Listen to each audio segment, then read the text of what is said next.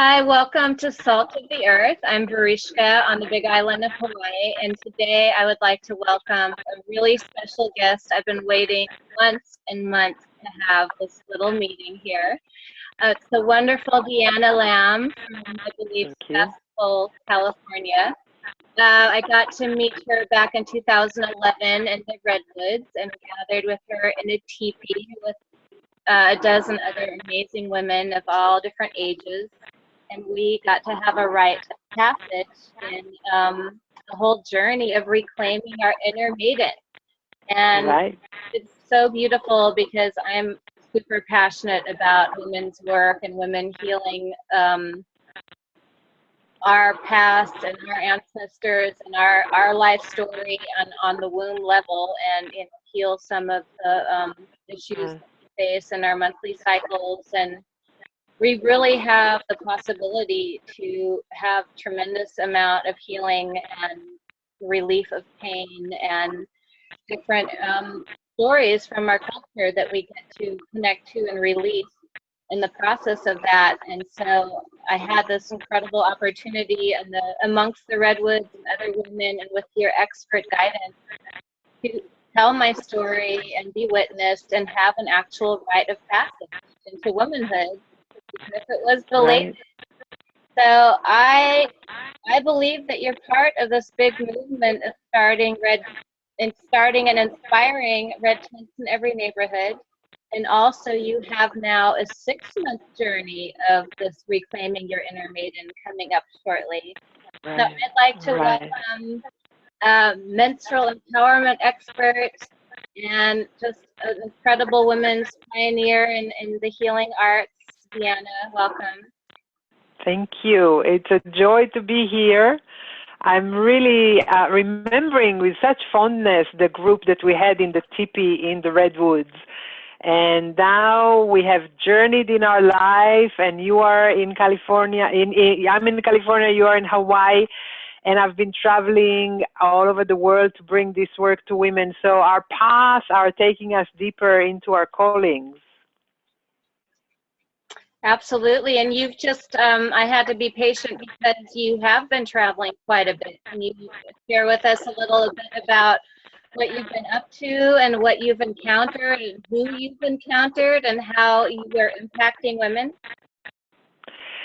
So for the past 6 years, I've been traveling to Europe every summer and to Latin America every autumn to bring red tent activations to women everywhere, because I've birthed the vision of having a red tent in every neighborhood many years ago, and I realized that the main thing is the need to have women who will anchor the red tent in every neighborhood. And a lot of women are feeling that they don't have the tools or the skills or the experience to do that. So I travel to gather women, give them the rite of passage we never had, and then certify them and teach them how to bring this rite of passage to other women. So what I'm finding on my travels that's the most touching and moving for me is that we share the same experience of our blood, regardless of our culture, our place in the earth, our country, our geographical area, our belief system, our upbringing, that underneath it all, when we start sharing the stories of our first blood and the stories of our cyclicity, all differences melt. All things that seem to divide us pale into nothing, because what connects us and what we share in common, that visceral knowing of the first blood and how most of us were not welcome, most of us felt alone and maybe afraid or ashamed or embarrassed. This is something across the board, and it's touching me again and again to see how this is something that can bond women across any differences and any cultures. So I'm called to do that and continue to bring that to the women of the world. It's incredible. And so are you going to revisiting the same places and seeing some of the same women showing up, or how is that unfolding? In some of the countries, I return and I see, with the same women, we go deeper, we do advanced courses, and I also offer new courses for new women. In some of the countries, it's brand new. This fall, I'll be returning for the third time to Chile and Mexico. I've been back to Germany and to Italy for 4 years now. On the other hand, I've been this past summer to Budapest for the first time, which was amazing to see this different world and to yet see how similar our experiences are. Same in France, various locations in France. So yes, it's really, it's both returning to see old friends and initiating new ones. Mm-hmm. Are you surprised at some of the places that you're having a bigger response than others? Yes, I was surprised about both the part of Germany which was the Old East in Dresden, as well as Budapest. Women who have been behind the Iron Curtain for many years. Some of them have been behind the Iron Curtain as girls and then grew up in the West since their adolescence. I've been to London this past year, and it really is delightful to see that not only that the wound is similar, but that the medicine, the healing balm is similar. So it touches us as women when we get together and be able to have the rite of passage we never had. The healing effect that it has is across the board in the same way that the wound is shared across the board. Mm-hmm. Well, can you be more specific about what the balm is? The balm is experiential, so it really is journeying to the time of our first blood. First of all, breaking the silence and the taboo about it. Most women have never told the story of their first blood, so women share with each other in women's groups a lot of stories that are very intimate and close to heart. Women share stories about being abused or molested and their recovery from that, being raped and recovering from that. Women share stories of their first sexual encounter, even when it was not abusive, which of course a lot of us have not been abused. So those experiences are shared, but the story of our first blood is usually silent. So the starting point is to kind of open the veil and the shroud, the story of our first blood, and share that. And that's where the medicine and the healing begins. Because for most women who've never told that story, just sharing that story and hearing other women's stories has a lot of healing in there. Mm-hmm. And then the journey continues when we start to look into what messages we have received through our first blood and our teenage years, what negativity we have absorbed from our cultures, from our families, from society at large.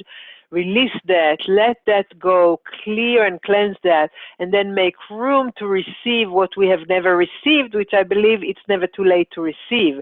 So then after we cleanse the negativity that we have all been exposed to through our adolescence and our years of cycling, we then are ready, when we cleanse and release that, to receive that which we've never had at our adolescence. So that's a kind of a picture of the journey.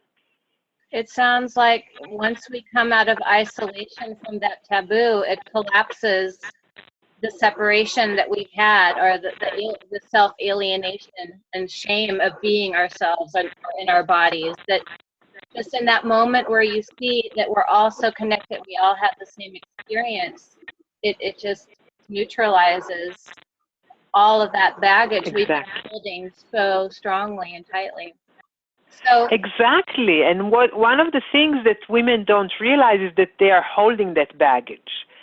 No one comes to me and says, oh, I'm holding baggage about my first blood and I want to release it.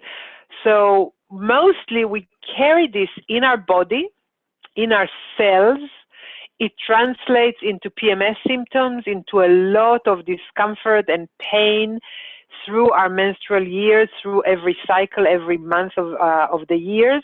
And what women don't realize is that those symptoms are really a direct reflection of having absorbed so much negativity and being unaware of it, because women would come to healing work knowing that maybe they need sexual healing, maybe they need empowerment, maybe they need to be more assertive, but no one really is aware that she needs to cleanse the experience of her first blood. And when we shine light there, women realize how much garbage we are carrying and how freeing it is to release it and to let it go.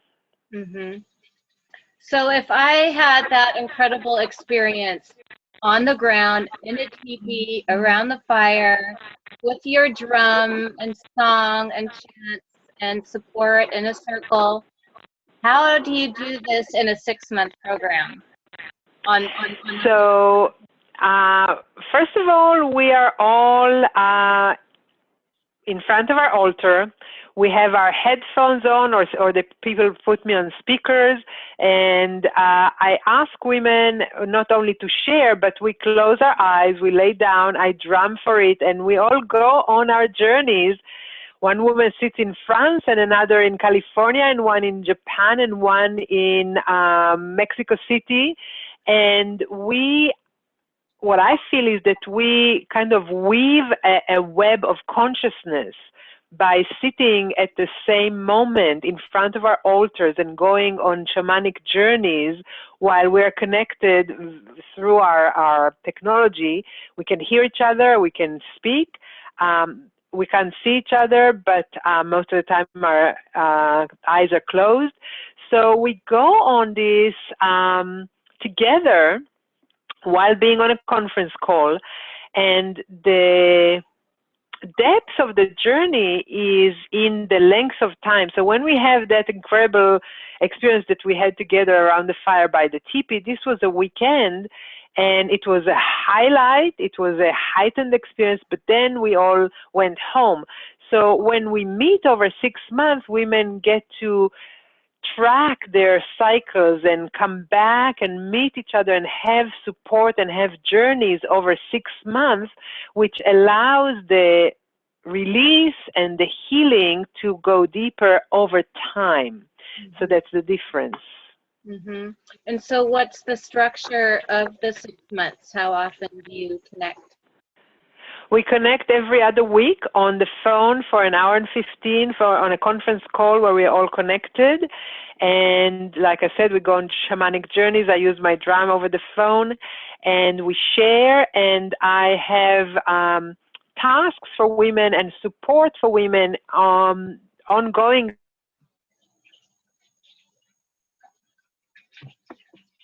Oh, we're having some technical difficulty.